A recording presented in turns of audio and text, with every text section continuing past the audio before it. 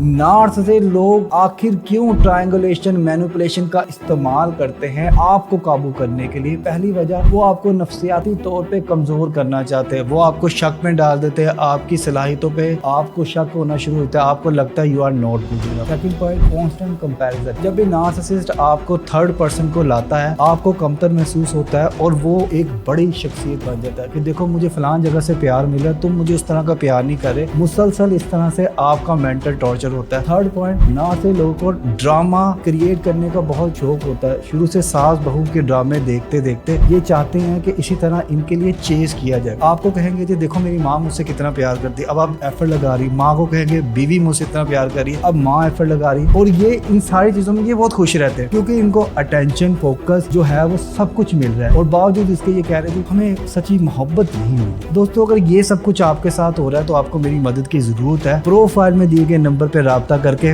1-on-1 online counselling session book کریں۔